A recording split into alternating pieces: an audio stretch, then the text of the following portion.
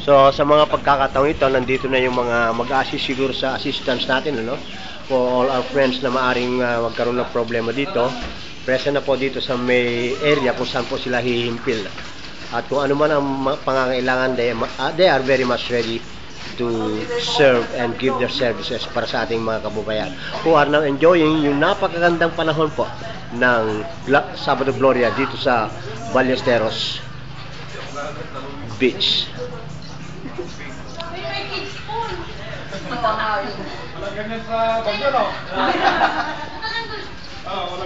Doc, ito ang ating medical officer, si Dr. J.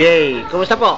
Ano pang inantabayan natin dito si Dr. J, Dr. Galano. Sir, good morning. Nilalapit po namin ang hospital sa mga tao na nangangailangan. Ay, hindi na pupunta ron sa mismo. Dala-dala so po you are ang bringing mobile it out. clinic namin. Aha. Ay mga kompleto po tayo sa oxygen, nandiyan po lahat. Sa mga sibling maging malunod dyan. Aha. Ay kompleto po tayo, may mga medical bill din po tayo. So dito po tayo nakahimpil kung sakasaling merong basta punta lang dito sa may function. O yan, narinig po natin si Dr. J, ano? Ano man ang pangangailangan natin sa medical assistance, nandito po ang buong persa ng ating Ballesteros District Hospital sa pamumuno ni Dr. J. Maraming salamat, Doc. Yes, sir. Sige, sir.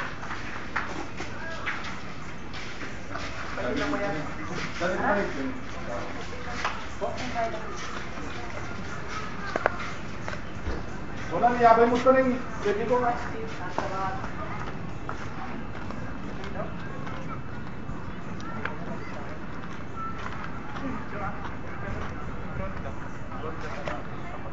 Dito lang sa malapit sa may Public Motorist Assistance Center for Summer Vacation 2010. At nandito rin yung tinabanggit natin na grupo ni Dr. J na kung saan po ay handang-handa silang magbibigay ng mga medical assistance just in case may mga kababayan or mga visitors tayo na nangangailangan whatever medical assistance sa kanila. Ito po yung buong grupo na pinamumunan ni Dr. J ng Ballesteros District Hospital. Mismo dito sa may function hall. So, nananawagan tayo sa mga kababayan natin na in case meron kayong mga emergency sa medical assistance, proceed lang po kayo dito sa may function hall ng Ballesteros, Cagayan.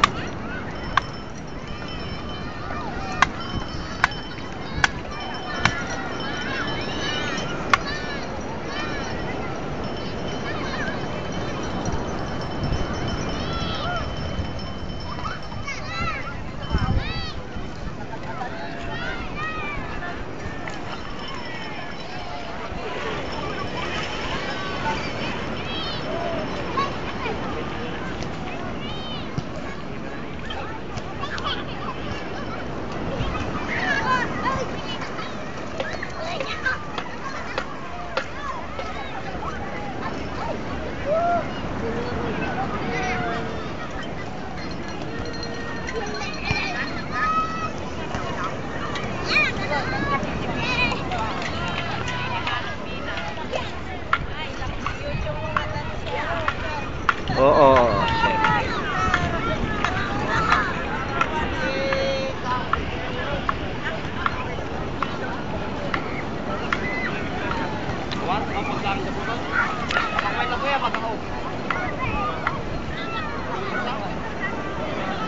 Ano yan? Castle in the sky? Ito mga kababayan natin nag-enjoy, no? Itong Sabado Gloria. Ano?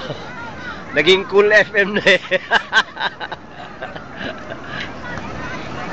Malalaki alon na.